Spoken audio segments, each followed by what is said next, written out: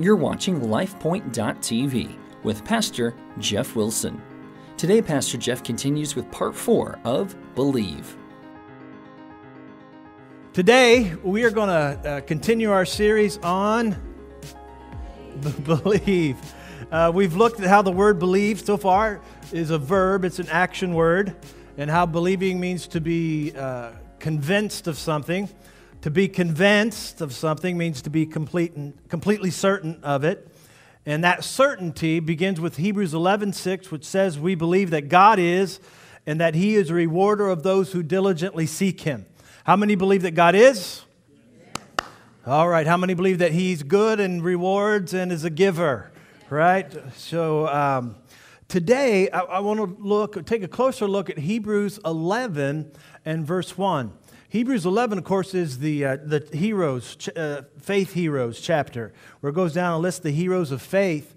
But it really starts in verse 1, which says, "Now faith is the substance of things hoped for, the evidence of things not seen."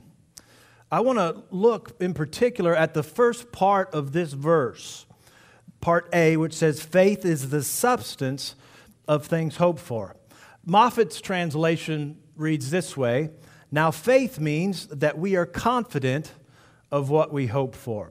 Weymouth's translation says, "Now faith is a well-grounded assurance of that for which we hope." I like that right there. Faith is a well-grounded assurance. So the question is, how do we get this well-grounded assurance? Well, if faith comes by hearing, and hearing by the Word of God, and faith is a well-grounded assurance, then this well-grounded assurance must come from hearing the Word of God. And I was thinking about it this way. Let's say a child is desiring a bicycle, wants a bicycle. How many remember wanting a bicycle, man? Got to have that bicycle. And it's usually that certain one, you know. And the child's father, who can be absolutely trusted and is a cheerful giver, he says to his child, his son, "I will get you that bicycle you're wanting for your birthday." Woohoo! And the child is not a brat. He doesn't say, "Well, I want it now, Daddy." You know, he has patience. "I will get you that bike you're wanting for your birthday." Now, you know as well as I do, right here, if you have children, that child will go from no longer just hoping for that bike to believing he has it, right? And here's the thing, before he has it, before he sets one foot on that bike, he's going to run around the living room, right? All excited. He's going to start singing praises to the greatest dad in the world. "My dad is the greatest dad in the world." You know, he's going to text all his friends, "The bike is mine." And he's going to start singing, "Bicycle, bicycle. I want to ride my bicycle." What's happened? He's gone from wishing to expecting, from hoping to believing. He now has a well-grounded assurance for what he's hoping for. I was watching America's Funniest Home Videos. This was a while back, but it caught me. There was a family going down the street, and there was a little girl in the back seat, and the mom was filming her, and she says, "Honey, guess where we're going?" And the little girl says, "I don't know." And the mom said, well, where have you always wanted to go? You just said this morning where you've always wanted to go. She goes, "Well, I wanted to go to Disneyland." And the mom said, "Well, honey, guess what? Next week we're going on vacation, and we are going to take you to Disneyland." And all of a sudden the little girl goes, and she starts crying. Tears, you know how girls are. Tears start coming down, and she starts doing this. "Thank you. Thank you. Thank you." What in the world is that about? Are those tears of sadness? Those are tears of joy, man. She has been moved. And then the thing is, they're just going down the street. They've not even gotten there yet. But she's been touched. Faith has started. Simply put, faith gives hope substance. It gives one confidence or certainty that what I was hoping for is now mine. Jesus explained it this way. He takes the truth in Hebrews 11:1, faith is the substance of things hoped for, And that's really what he's talking about when he talks about prayer in Mark 11:24. There are different kinds of praying. And in this prayer that Jesus is talking about, he's talking about praying for things or praying for something. Now, I know that we don't always just go to God the Father and ask for stuff. I know that. We just hang out and talk. How many, you go to your parents and you just hang out and talk and you just don't ask them for something? Nobody. Here, right? You know, I'm just hanging out with my dad now. We're just hanging out, not always asking for stuff. But as a child, you know, they have the right to protection, care, and help. Notice what he says, and this is the Amplified Translation. For this reason I am telling you, whatever you ask for in prayer, believe, trust, and be confident that it is granted to you and you will get it. In looking at this, I saw here the word whatever here represents hope or desire. The King James Version says, what things soever you desire when you pray, believe that you receive them and you will have them. Whatever you are hoping for, when you ask for it in prayer, now, notice, now what? Something else comes into play. The hope is good. Hope is so good, and then but it's got to be in its right place. But something else comes in. Your hope has been asked for in prayer. Now believe. And I ask the question, believe what? And he says, believe, trust, and be confident that it is granted to you. This keeps coming back to this. God is a cheerful giver, and you will get it. Now, Jesus is specifically talking here about praying. Right? Praying for something and then believing something in particular. And believing what in particular? That it has been granted to you. How many like the word granted? How many have ever filled out an application for a grant? And the grant was granted. Not denied. Your request has been granted. It's yours. And I was thinking about last week how the problem is not on the giving end. For God so loved the world that he gave, that whosoever believes in him should not perish but have everlasting life. But obviously, this right here, I know I've been there, made these mistakes, and I'm not there yet, still growing and learning. How many are still growing and learning with me? We've not arrived, and we're still understanding things. But I like things to work. How many like things to work? Our microwave broke down a while back. And only thing that would work was the number 1. Has anybody had a microwave like that? 1 minute of power. So we're always coming back 1 minute. Popcorn, 1. Then come back 1. You know, so we went and got another one. But this can lead to the question, if it's been granted and I don't get it, or if I don't receive what has supposedly been granted, then what's the problem? And we need to know what the problem is. And usually, we talked about how wavering can hinder prayer, but there's 2 other things that can hinder prayer as well. And the first is, and I think this is something that can happen, is we mistakenly substitute hope for believing. How many can see that? Has God answered your prayer? I sure hope so. Does that sound confident? Has God answered prayer? Well, I sure hope so. But Jesus is saying, no, not hope so. Believe that it has been granted. Hoping, and this really helps clarify. If you don't get anything else out of this series, get this right here. Hoping and believing are 2 different functions. They're 2 different functions. They're similar, but they're different. Just like gasoline and milk are liquids.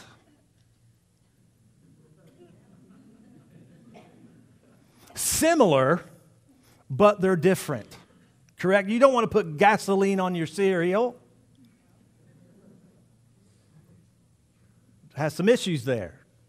Or fill up your gas tank with milk. Houston, we have a problem. Believe that it has been granted. The second thing that can happen is this. I've done this, man. We simply stop after step 1 when there's actually 2 steps here that he's talking about. For this reason, I'm telling you, step 1, whatever you ask for in prayer, step 1, then step 2. Now believe, Trust and be confident, step 2, that it is granted to you. And as a result of steps 1 and 2, you will get it. And I was thinking of it this way. Let's say the wife sends the husband to Wendy's for the evening meal to bring back home. All right? Because the husband is the hunter-gatherer. Ugh, we'll be back with meat. All right, he pulls up to the speaker and, hello, this is Wendy's, how can I help? And he says, I want number 1, and my wife would have number 7. She says, okay, that's $12.75, please pull around. But instead of pulling around, he pulls away and goes back home. And when he gets home, the wife says, where's the food? Where's the substance? He says, I don't know. I don't know what Wendy's problem is. I gave our order. Maybe they don't like us. Or maybe they're trying to teach us something. You know, she sounded nice. Maybe they're trying to teach us a lesson. Maybe they know we don't need hamburgers and fries. Or I know, maybe they knew I was going to choke on a French fry, and they saved our lives. How many know that the husband could go on and on and on, waxing philosophical? But what's the truth? No, dummy. Oh, foolish Galatians. You didn't follow through. There's another step there. You just let it go. Now, I highly doubt, how many doubt that the wife is going to say this? You ready? Well, that's all right, honey. You know what they say, Wendy's sure works in mysterious ways.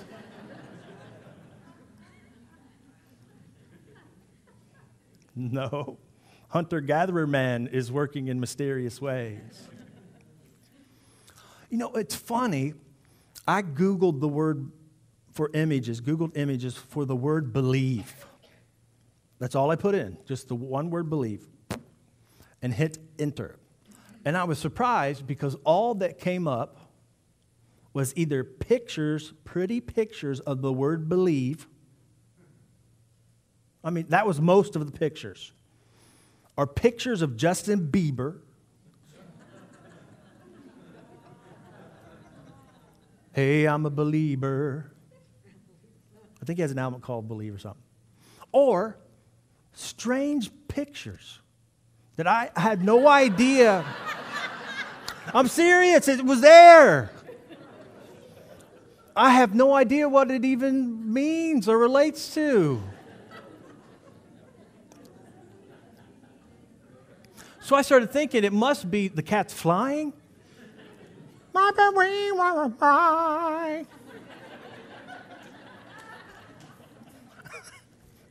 meow, meow, meow, meow, meow, meow, meow.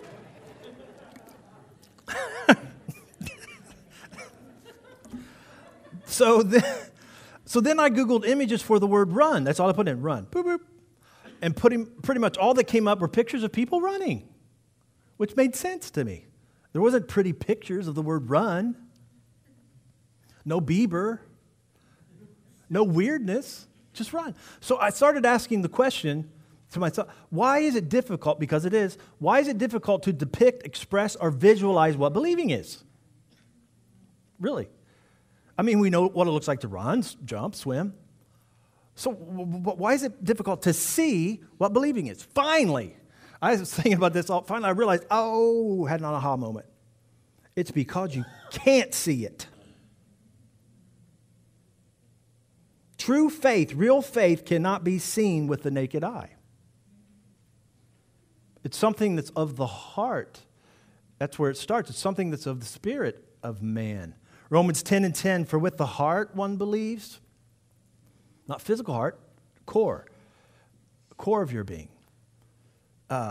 Romans 12:3 says, God hath dealt to every man, the context of believers, every man's heart, person's heart, the measure of faith. So that makes faith or believing something that is beyond the senses. However, it can begin to motivate the mind and the body. It can begin to come through it. It can begin to have an impact on the body. It can begin to have an impact on our emotions. It can begin to have an impact on our mouth and what we say. It can begin to have an impact on our eyes. It can begin to have an impact on our ears. And I was thinking, it's kind of like wind. I've used this before. When somebody says, look at the wind. Anybody ever heard that before?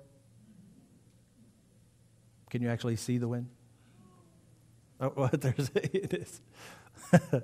Look at the effects the wind is having on the tree.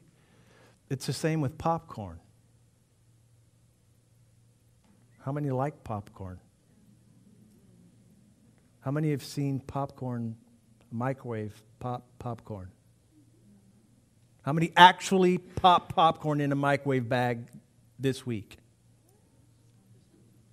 This week, you put a popcorn bag in there, hit the microwave, here it goes. Let me see those hands. That's it? 2 at a time? That's what I'm talking about. Where are the popcorn lovers here? How many did not pop popcorn in the microwave this week? Well, I already knew that because you didn't raise your hand. We can't see the electromagnetic waves that pop popcorn, but we can see the effects those unseen waves are having on the bag. And we can smell the effects. Popcorn has that smell. If they were popping popcorn in the kitchen right now, we'd all be going, hey, there's popcorn around here. So here's what I want to do. I want to give you just 2 examples from the scriptures of what believing is. All right, what believing is. Really, these stories or pictures of these stories should have come up when I put in the word believe. Because I want us to see what believing is, what it's like, the effects it has on us.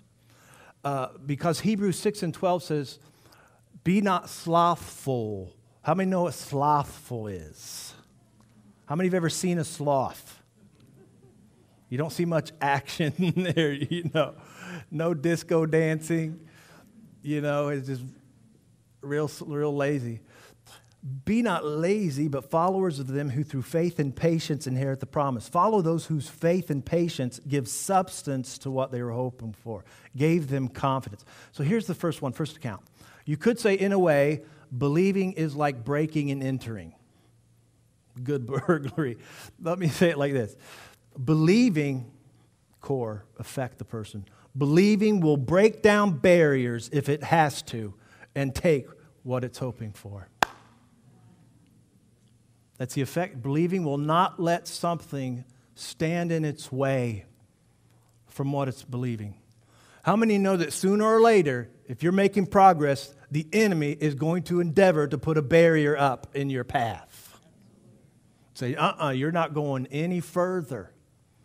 Believing will it will get over it, climb over it, knock it down in some way. I believe this hope is mine. The classic example, Mark 2, verse 4.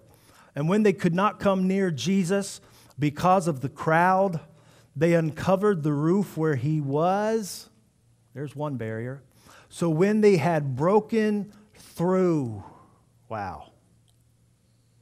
Were they being retained? Was something going to hold them back?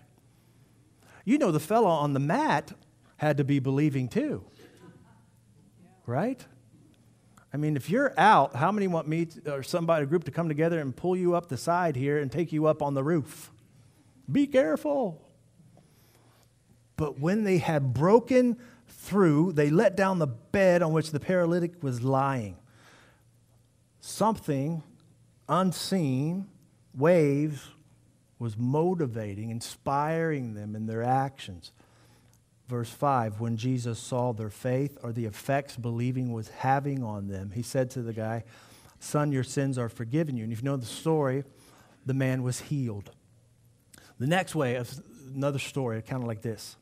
You could say believing is like a bulldog. It's simple, but I like this one. Bulldog. Believing is like a bulldog that won't let go of its bone when challenged. Has anybody ever been around a bulldog here before? A bulldog?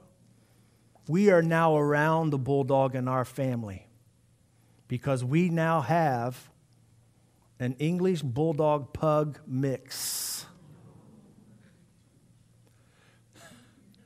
which Ian has named Sir. So I'm going to add Isaac Newton. Sir Isaac. He is all head. There's this little body and he's all jaw. Like, this dude's been trained. Or not trained, born. Already, this is mine. Believing has this effect on somebody. It inspires tenacity that won't let go of the answered prayer. Please understand, hear me right here. Not because God is trying to take it back, but because the thief is trying to steal it from you. Remember, the answer has to come from God through the atmosphere of earth to you. And according to Ephesians 6, this atmosphere is not on man's side. That's why you hope and you pull it through. Listen to this article I read. A fellow by the name of James DeMello relates the story of how he was at a friend's place who had a pit bull terrier. The man had a tire hanging from a tree, got the dog worked up, then shoved the tire at it. The dog latched on with its teeth. The man would shake the tire and swing it high in the air from side to side. But the dog would not let go. How long will he do that for? Asked James DeMello. Said the man, a couple of hours. Can you imagine driving to work, you go by and there's a dog hanging from a tire? You come back home from work, there's the same dog hanging from the tire? He said, really? He can go for that long? And the fellow said, yeah, come on, let's go eat. They went inside, but the dog was still holding on to the tire a couple hours later. Finally, the owner had to go pry the dog's jaws off the tire. And the fellow writing the article said, this is an example of what you might call pit bull faith. It never lets go of the promises of God. The inspiration. How many here got pit bull faith? That didn't sound like it at all. How many got pit bull faith? Come on now. Here's the Gentile woman who wowed Jesus with her tenacious, won't let go faith. There was something about this tenacious faith, this great faith. When Jesus would see it, since he was amazed a couple of times, wow. And when you see it, it's a story, perhaps you've heard it, but here's a paraphrase translation with the King James in it, paraphrased. One day, Matthew 15, one day a woman from Canaan came to Jesus and screamed at the top of her voice, have mercy on me, son of David. My daughter is severely demon-possessed. She's hurting. Notice at the end of son of David, there's an exclamation point. It's not a question mark. Will you have mercy on me, son of David?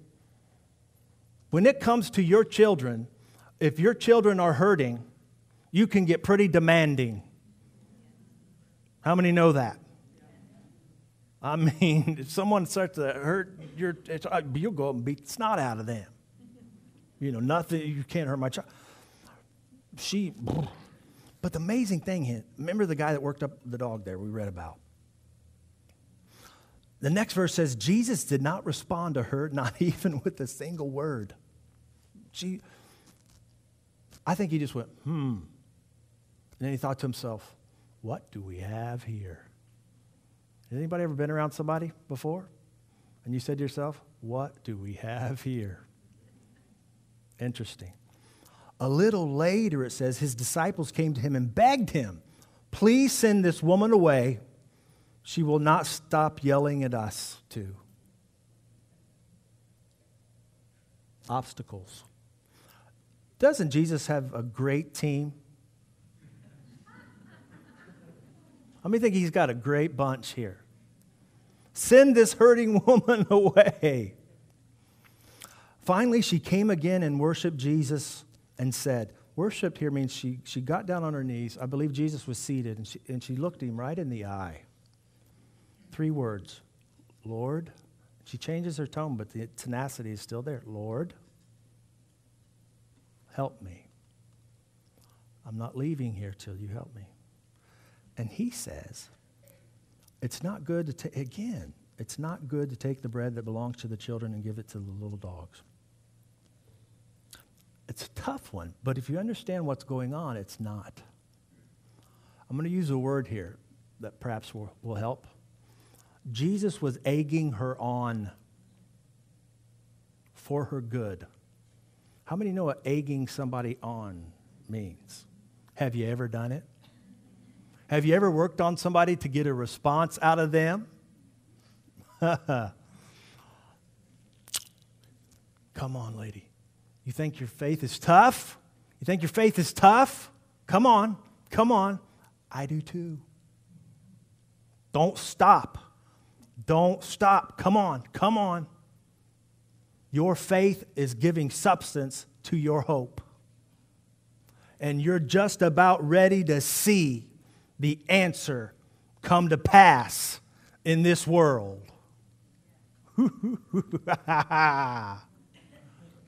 Is that okay that I went ha ha ha ha? She says, yes, Lord, I hear you, but hear me. Even the little dogs eat the crumbs which fall from their master's table. How long could that dog hold on to the tire? Then Jesus jumped up and said to her with a big smile on his face, now that's what I'm talking about. I am so happy for you. I'll tell you one thing, ma'am. Your faith is tenacious. Great is your faith. It's over now. Your daughter is healed. So chill out. Okay, you can chill now. It's okay. I think the Lord got great joy out of this woman's faith. Because, you know, his own disciples could be a little weak in the faith area. You notice that? There's a storm, Lord.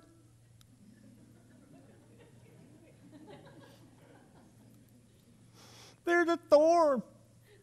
What are we going to do? And he got frustrated. Oh, great is your faith. Your faith is so tenacious. Where are we going to get food to feed all these people? I don't know.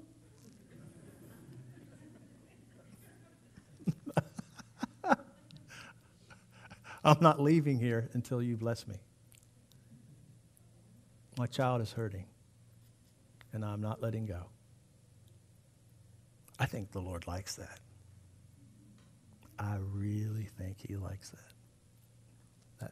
That challenging element. Tenacious literally means to take hold of something and not let it go. It comes from the Latin word tenax, which means tending to hold fast to. Tenax, faith, tenax, believing. You take these two accounts of what believing is, in Hebrews 11:1 sounds like this. Now faith, and this helped me when I was like, because he goes on to list the heroes of faith. Now faith, barrier breaking, I got it, God has answered me, and I'm not letting go of that answer. Faith is the substance of things hoped for. And he goes on and he lists this and he talks about it. You have this faith on the inside. So I want you to convince me that you have this faith. So repeat after me. Are you ready?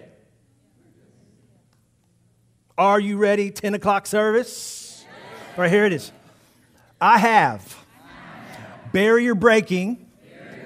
I got it. God has answered me. And I'm not letting go. Faith. Ha. All right, come on now. After you do that, go ha. Okay, you ready?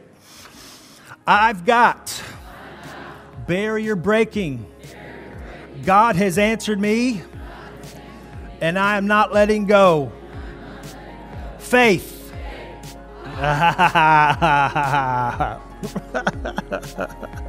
Some of you are going, I'm not saying that. I am not saying that again. Not doing it. Thank you for joining us on LifePoint.tv. If you've enjoyed our series Believe, we would love to hear from you. You can find us on Twitter, Facebook, and on the web at LifePoint.tv. We hope to see you next time.